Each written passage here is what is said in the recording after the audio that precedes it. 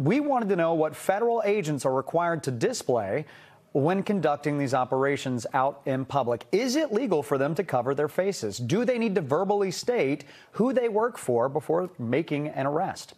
NBC 10 immigration reporter Oscar Margain is joining us live from Boston. Oscar, good afternoon to you. What did you find out?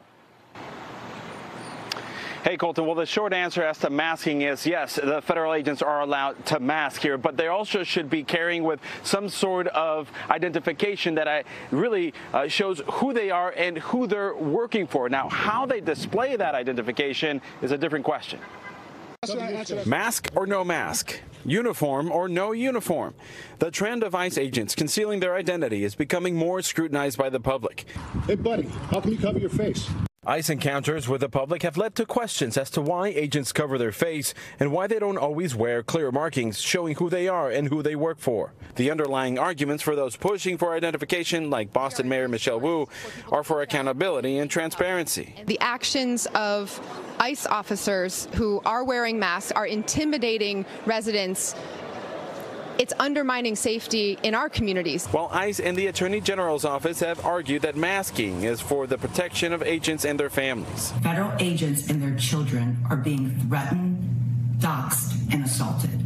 That is why they must hide their faces. Section 1064 of the National Defense Authorization Act of 2021 explicitly says that federal officers responding to a civil disturbance must visibly display both identifying information of the officer and the entity the officer works for.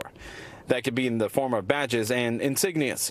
The two exceptions to the rule are if the officer doesn't regularly wear a uniform or if they are part of an undercover operation. Ex-Fed Global CEO Jace Calderas, who retired from ICE in 2016, says ICE often doesn't fall into these categories. They're wearing the proper identifiers. Anything that says police that shows that they have authority and they have a badge, they're doing what's required of them. For anybody to want to unmask them, I don't think that they have good intentions.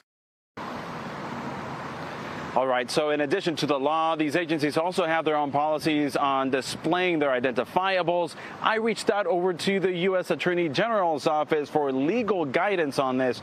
They referred me over to ICE. ICE did not respond to our request for information. Reporting live in Boston, Oscar Margain, NBC 10 Boston.